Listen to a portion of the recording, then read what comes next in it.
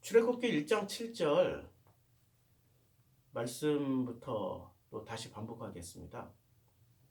지금 출애굽기 1장에서 설정한 상황은 언제냐면 분명히 이건 모세의 시대였고 모세로 인해서 출애굽이 일어나는 그 상황을 설명하기 위해서 그 모세의 시대로 지금 과거, 굉장히 오래된 과거란 말이에요. 역사학자들은 몇천 년 전이다 얘기는 하지만은 뭐 그때와 시기는 인터넷 찾으면 다 나오고요. 그런데 이 상황과 설정을 자세히 보면요. 예수의 상황과 예수의 그때하고 굉장히 비슷하다는 걸 알 수 있습니다. 우리가 모세를 예수의 예표다. 다윗도 예수의 예표다. 요셉도 예수의 예표다. 뭐 이런 얘기들을 많이 하고 있는데 왜 어떻게 해서 예표가 되는지는 자세하게 설명을 못하죠. 기껏 설명하는 게 보라고 족보에 나와 있잖냐고. 마태복음 족보에 이 정도밖에 설명을 못하고 있죠. 이게 상황과 조건, 상황과 어떤 그 시대적 공통 분모를 가지고 설명하는 게 훨씬 더 좋습니다. 자, 이스라엘 자손은 여기서 생육하고 번성하고 매우 강하여 온 땅에 가득하게 되었더라가 이 상황에 창세기 1장 3절에 파라, 마라, 라바, 마레 이렇게 된다고 그랬죠. 자, 파라, 그 다음에 라바, 그 다음에 마레.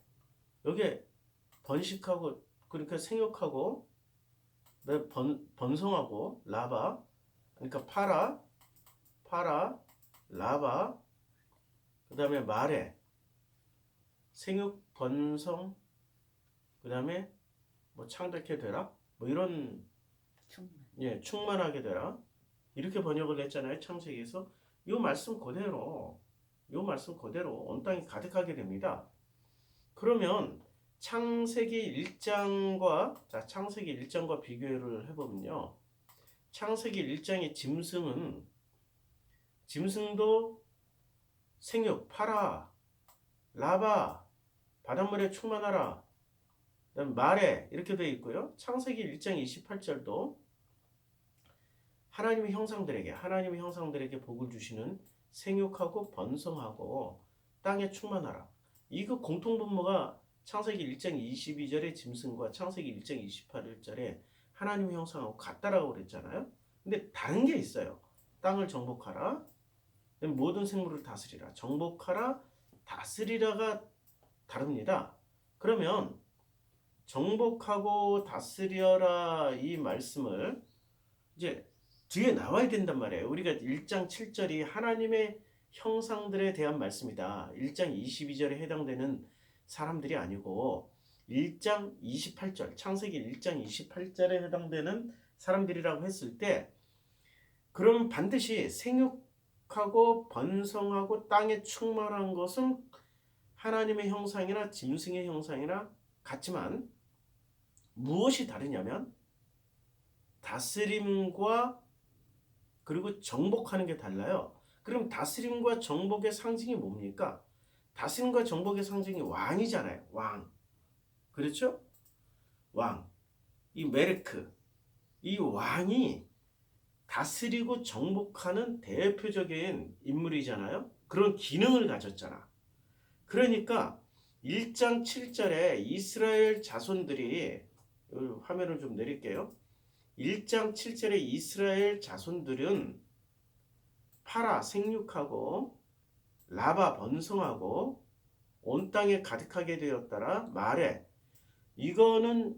이것만 가지고는 이스라엘 자손이 하나님의 형상이라고 할 수 없는 거죠. 하나님의 형상이 되려면은 뭐가 동반되어야 되냐면 왕이 일어나야 돼요. 그래서 정복하고 다스려야 된다고요.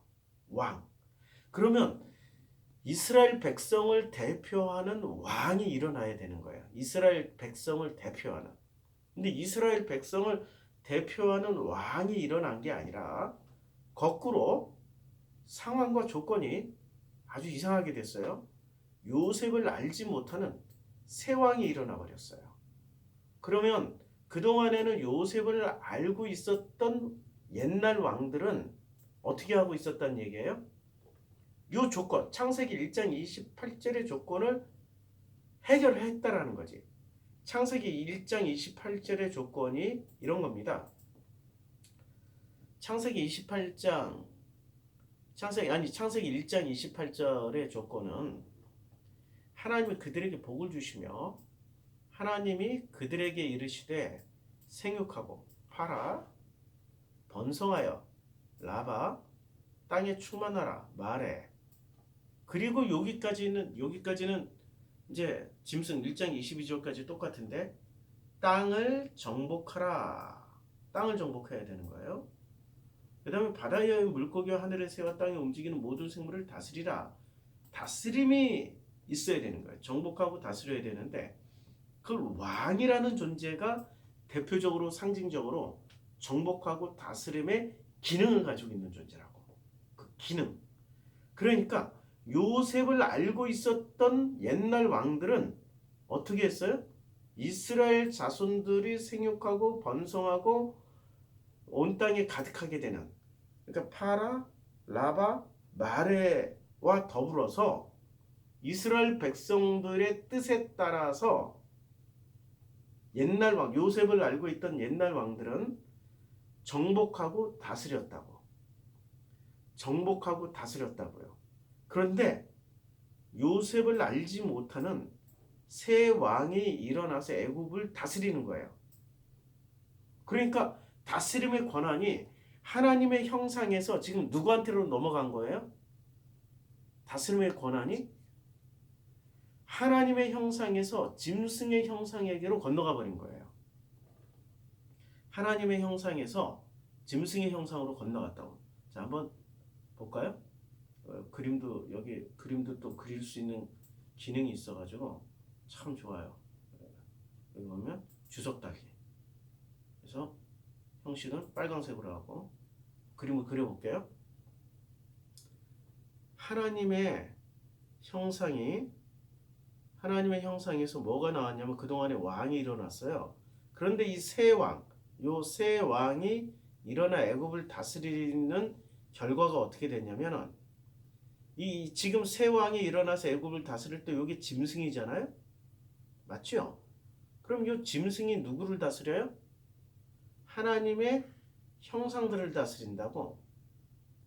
이런 형국이 된 거예요. 몽땅 모든 드로잉 지우고.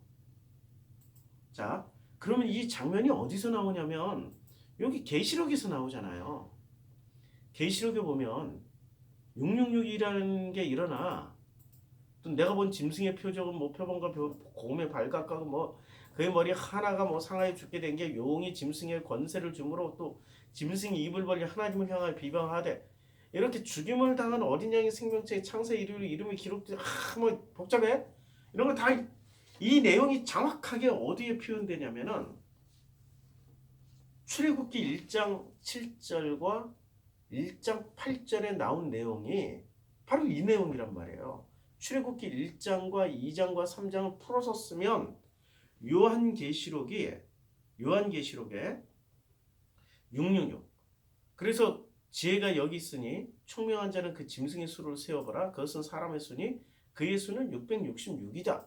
그러면 요 666과 출애굽기 1장에 일어난 새 왕과 공통 분모가 100% 똑같다는 얘기죠.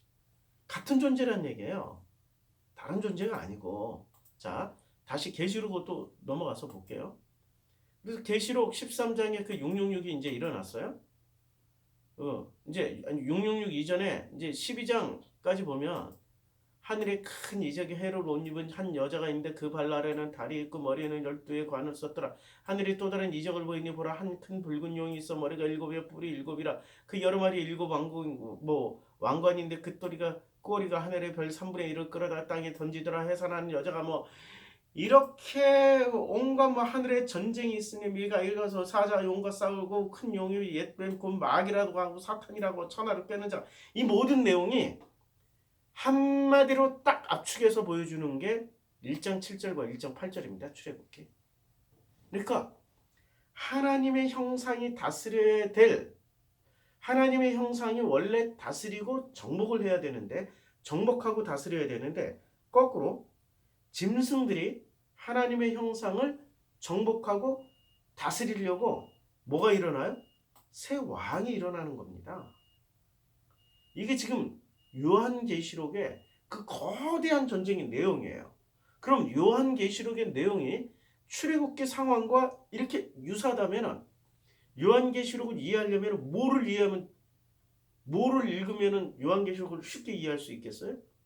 출애굽이죠. 휴거라는 게 그거 아니에요? 휴거라는 게 뭐 새천년설이 있고 후천년설이 있고 뭐 전천년설이 있고 뭐 복잡해요. 뭐 전천년설, 후천년설 아니면 뭐 무천년설 그렇게 맞나요? 예. 그 정도로 그러면은 뭐 언제 휴거가 일어나요? 전천년설에서 휴거가 일어나요.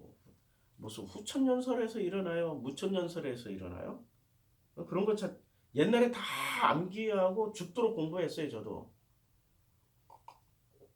이게 막 진리더라고 공부하고 이런 계시록 세미나 하는데 찾아다니고 했는데 이게 다 쓸데없는 짓이야. 다 소설 쓴 거야. 그냥 출애굽기에 이 장면이 정확하게 나오거든. 그러면 뭐 전천년설인지 후천년설인지 모르겠는데 누구는 휴거당하고 누구는 1000년 동안 지상에 남겨져가지고 훈련을 받는 거야. 짐승에게 절을 하지 않고 이마에 표를 받지 않고 그래서 누구는 그것을 1000년을 견디려고 라면을 사놓는다고 막 코미디를 해. 1000년 동안 라면만 먹고 산다고. 그런 얘기가 아니고 이게 출애굽 내용이라고요. 지금 계시록을 이해를 하려면 출애굽 내용을 이해를 해야 된다고. 자, 우리가 사도들이 쓴 그 사도들의 서신서하고 바울이 쓴 서신서를 우리가 비교해 보면 사도들이 쓴 서신서에는 철학이 있어요. 어떤 철학이냐? 구약이라는 철학이 있어. 구약을 철저하게 배경으로 삼아서 그들은 서신서를 썼어요. 근데 바울은 구약이란 철학이 없어. 거의 구약도 인용 안 해. 예수의 십자가와 부활만 가지고 와. 아니 목사님 예수의 십자가와 부활만 있으면 구약 성경 다 오케이 되는 거 아니에요? 이렇게 말하는 순간 그 사람들은 기독교 초기 이단, 기독교 최초의 이단. 무슨 파였죠? 갑자기 생각이 안 나네. 마나 무나 뭐 이런 걸로 생각. 그것들이 무슨 일을 했냐면 최초의 이단, 최초의 영주주의자들. 갑자기 나중에 생각나면 말씀드릴게요. 기독교 최초의 이단들이 무슨 일을 했냐면 신약 성경은 필요 없다. 아니 거꾸로 말했어. 구약 성경은 필요 없다. 예수가 새로운 성경이고 새로운 성경이 시작이니까 구약은 필요 없고 신약만 필요하다. 그래가지고 이 사람들이 신약 성경을 정경화 작업을 했어요. 신약 성경을. 근데 그때 이 사람들이 신약 성경 정경화 작업한 것이 나중에 예? 말시온파. 아이고 말시온파입니다. 이 말시온파가 정경화 작업한 것을 나중에 그걸 거의 한 70% 이상 채택한 사람이 콘스탄티누스 대제였습니다. 콘스탄티누스 대제 때 신구약 성경이 정경으로 딱 픽스가 돼요. 정경으로. 목사님, 그 얌리아 회의에서 했는데요. 신학 공부 좀 더 하고 오세요. 얌리아 회의가 그 얌리아 회의에서 했다는 근거도 없고 아무 그냥 주장일 뿐이에요. 대부분의 학자들은 콘스탄티누스 이후에 정경이 거의 만들어졌고 종교 개혁 이후에 또 그때는 외경과 위경도 정경으로 만들었기 때문에 콘스탄티누스 때 종교개혁 이후로 루터, 칼빈 이런 사람들에 의해서 지금 66권이 거의 정경화로 굳었다라고 보는 게 정설이에요. 그러니까 대부분 중요한 거는 콘스탄티누스 때 다 정경이 됐단 말이에요. 그런데 이 말시온이라는 사람이 결국에는 그런 큰 공헌을 했어요. 신약 성경의 어떤 정경화 작업에. 그런데 이 사람이 큰 실수한 것이 구약은 필요 없다야. 그러면 우리 지금 개신교에서도 우리 교회에서도 구약은 필요 없다. 신약만 있으면 된다. 라고 주장하는 사람들은 그거는 공식 이단이에요. 말시온파가 되는 겁니다. 구약 굉장히 중요하기 때문에 신약 성경보다 더 많은 39권이 들어와 있잖아요. 신약 성경 27권인데 그럼 우리가 구약의 모든 인용이나 기본 베이스가 구약 성경의 바탕이 돼야 된다고. 그 바탕. 그리고 구약 성경을 알면은 신약 성경을 해석하는 데는 굉장히 쉬워요.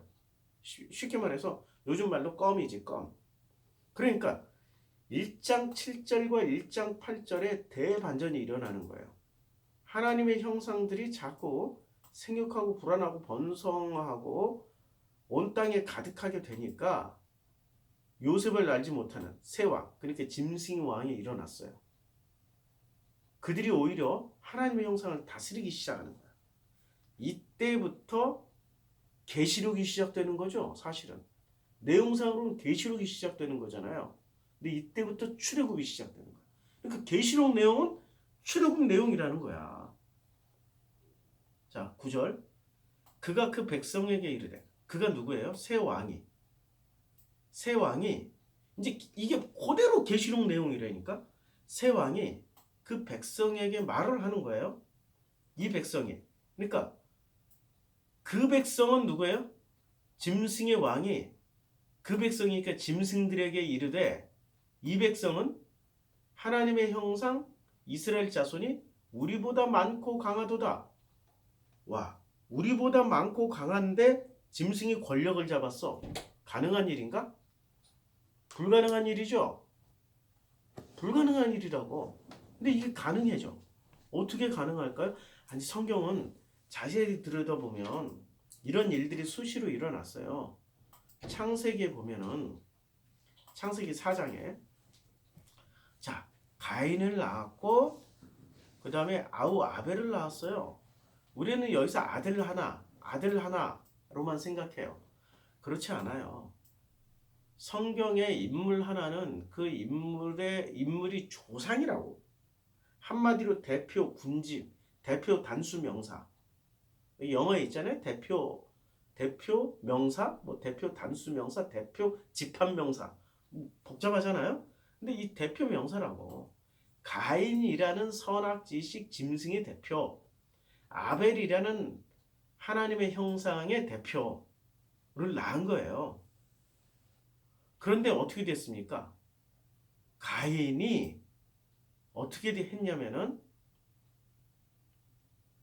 그의 아우, 그러니까 가인이 짐승의 대표가 짐승이 하나님의 형상을 쳐 죽여요. 그리고 가인 이 짐승족들이 한마디로 말하면 짐승족들이 모든 권력과 힘과 능력을 잡아버립니다. 힘과 권력과 능력을 잡아요. 그런데 힘과 권력과 능력을 잡을 때 하나님이 통제장치를 하나 딱 걸어놔요. 내가 밭을 갈아도 땅이 다시는 그 효력을 내게 주지 아니할 것이요. 너는 땅에서 피하며 유리하는 자가 되리라. 땅은 아무리 밭을 갈아도 땅이 다시는 그 효력을 내게 주지 아니할 것이요 라고 그랬잖아요. 가인에게 내린 저주가 잘 보면은 이 아버지 아담이 받은 저주하고 매우 비슷해. 매우 비슷해. 아담에게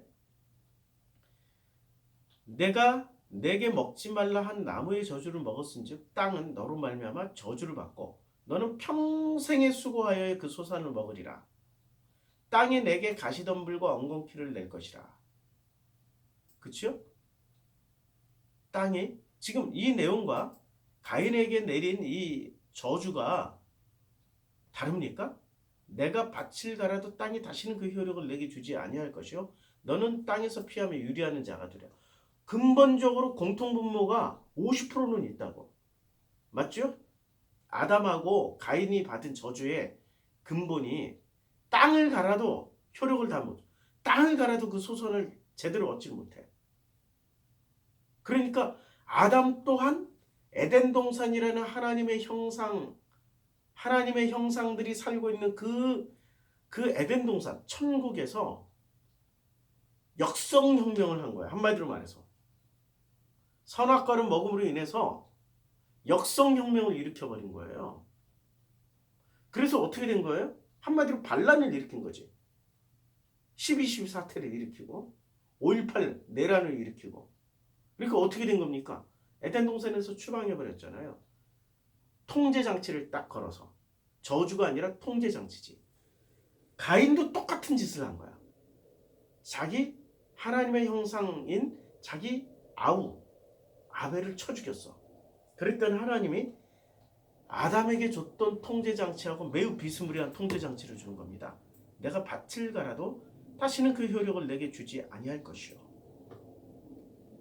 그러니까 그러면서 이 가인들이 어떻게 됐냐면은 임신하여 에녹을 낳고 가인이 성을 쌓고 그리고 에녹이 이랏을 낳고 이랏은 무이아를 낳고 무이는 무드사이를 낳고 무드사이를 라멕을 낳고 이렇게 낳고 자 낳고 했죠. 낳고가 아니라 낳고 짐승의 특징은 생물학적 특징은 뭐예요? 짐승은 번식하는 데 주력을 다합니다. 짐승을 잘 보세요. 일단은 자기 종족을 번식하는 데 애를 써요. 어떻게든 낳아서 자기 자녀들이 독립할 때까지는 죽기 살기로. 모성애 엄청 강하잖아요. 짐승도 사람 못지않게. 그렇죠? 오히려 사람의 모성애가 오히려 덜하지. 짐승보다. 그리고 짐승의 또 다른 공통분모는 모든 짐승의 공통분모는 먹고 사는데 온 일생 다 허비합니다.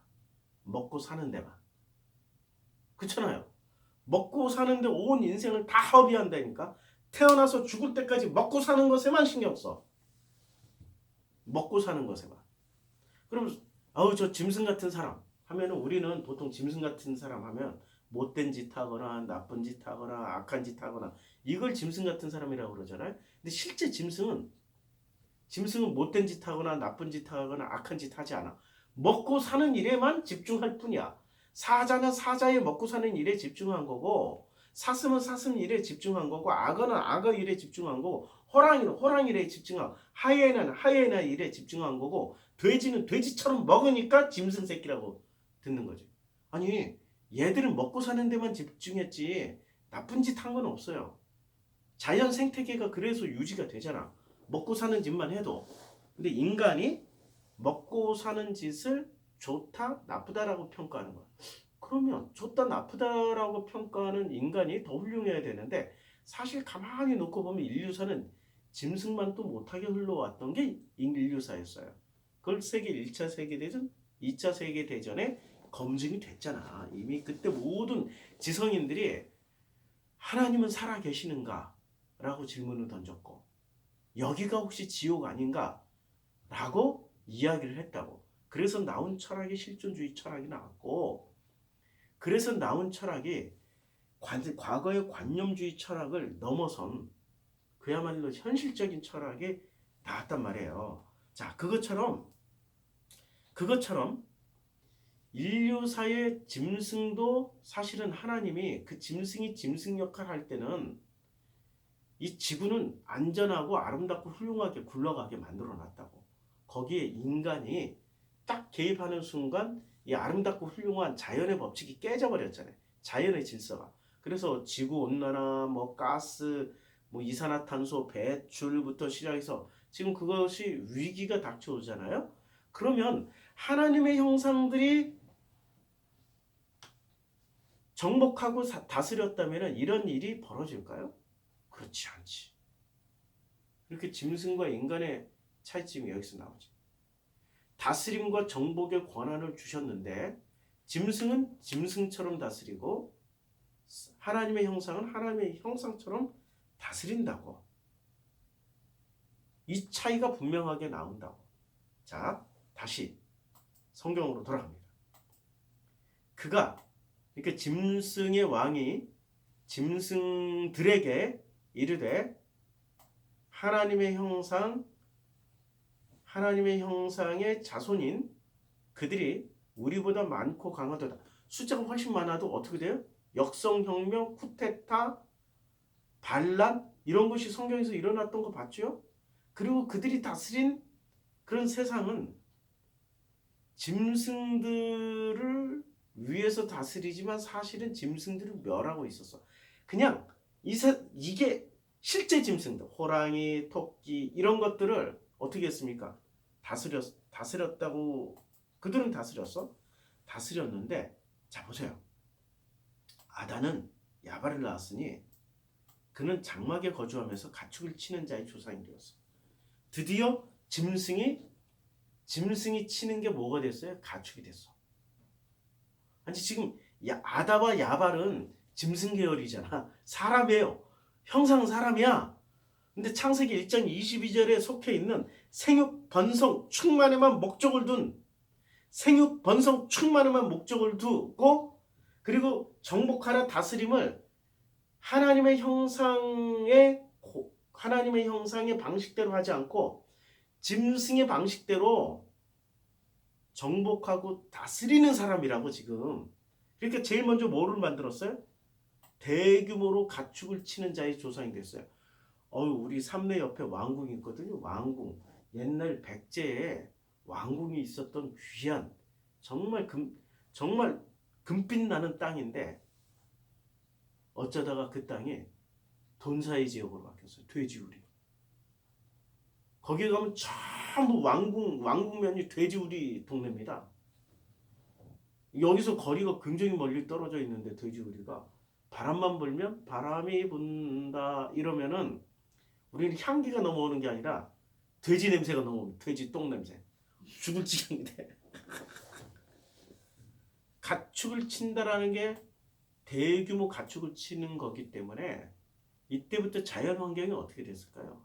하나님의 형상들이 정복하고 다스리는 방식이 아니라 짐승의 형상대로 오직 생육하고 오직 충만하고 오직 번성하고 파라, 라바, 마레가 되려고 이 다른 건 고려하고 배려하지 않아. 오직 숫자 불리는데 앞장을 섰다고. 그러다 보니까 가축을 치는 자의 조상이 되는 거죠. 대규모 도시에 에녹이라는 도시에 그 인구를 먹여 살리기 위해서는 농산물도 대규모로 나와야 되니까 농장을 짓고 이런 일들을 하게 되는 겁니다. 그러니까 이게 성경이 다 연결되어 있으니까 연결돼서 읽으면 창세기나 출애굽기나 계시록이나 똑같다고. 그러니까 짐승의 왕이 짐승들에게 말을 하되 이걸 666이 그들의 짐승들에게 명령하되 야 하나님의 형상 그의 자손이 우리보다 많고 강하도다. 요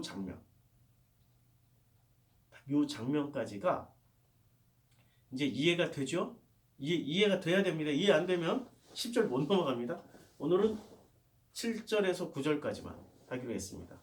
10절은 자 우리가 그들에게 대하여 지혜롭게 하자라고 할 때 요때 지혜는 하나님의 지혜입니까? 선악 지식입니까? 선악 지식. 이제는 당연히. 근데 지혜라는 단어가 제일 많이 쓰인 데가 어디죠? 예, 잠언이잖아요. 잠언. 자, 한번 보자고요. 제일 많이 쓰인 데가 1장 10절에 지혜롭게 하자라고 했는데 이게 지혜롭게 하자가 학함이에요. 이 학함이 제일 많이 쓰여진 게 시참전. 보세요. 잠언에 얼마입니다. 잠언. 전부 잠언에 나온다고. 그럼 요때 지혜 잠언 그리고 전도서도 되게 많이 나와요. 잠언, 전도서, 전부 전도서라고. 그러니까 이 학함이 제일 많이 나오는 데가 어디냐면 놀랍게도 지금 학함이라는 단어가 출애굽기 1장 10절에서 처음으로 등장했어요. 창세기 한 번도 안 나와 학함이. 출애굽기 1장 10절 나오고 신명기 딱 한 번 나오고 모세오경에서 두 번밖에 안 나와. 근데 이 학함이라는 단어가 제일 많이 나오는 데가 잠언과 전도서에서 제일 많이 나온다고요. 우리는 그러면 그걸 지혜는 하나님 것이고 지식은 뱀의 것 이렇게 이해를 한다고 성경을 해석할 때. 그렇지 않아. 그렇지 않아. 누가 끌어다 써요? 지혜도 학함은 짐승의 왕이 짐승들을 설득할 때 써먹습니다. 그러니까 짐승들을 설득할 때 써먹는 도구가 학함, 지혜였어. 그러니까 우리들이 받은 게 우리가 받은 게 사실은 복음이다라고 할렐루야 해야 되는데 짐승의 왕이 준 학함, 지혜일 수도 있다는 거지. 의심해보라는 거야. 의심. 출애굽기 하나만 가지고도 우리가 지금 알고 있는 게 진짜 복음이야? 이게 학함 맞아? 라고 생각할 수 있게 되는 거죠. 그러니까 계시록에 보면 짐승의 그 666 밑에 짐승의 왕에게 다스림을 받고 있는 사람들은 뭐를 받고 있는 거예요? 불량식품을 받고 있어요? 아니면 학함을 받고 있어요? 학함을 받고 있는 거지. 그들은 만나라고 생각하고 졸라 열심히 먹고 있어. 짐승의 왕 밑에서. 만나. 근데 그게 만나가 아니고 뭐였어요? 봤더니 메뚜기였어. 개구리였어. 지금 다 보여주잖아. 출애굽기에서. 그게 메뚜기였어. 먹지 못할 메뚜기였어. 그 다음에 그게 개구리였어. 그게 먹지 못할 그런 물들이었어. 이런 거 아니에요? 예. 이게 학함이에요. 이게 학함이라고. 자, 이제 마치겠습니다. 다음 주에는 1장 10절부터 하겠습니다. 1장 10절 살짝 맛을 봤어요? 야, 참 출애굽기 놀랍습니다. 기도하겠습니다. 하나님, 사실 우리가 살아가는 모든 삶의 현실이 출애굽 여정이요 계시록의 싸움입니다. 우리는 그걸 먼 미래에 있었고 과거에 있었다고만 생각을 하고 무시하고 살았습니다. 그러나 이 모든 일은 성경에 있는 이 모든 일들은 지금 현재 일어나고 있습니다. 우리들에게 이 지혜를 깨닫게 해주시고 알게 해주시면 감사드립니다.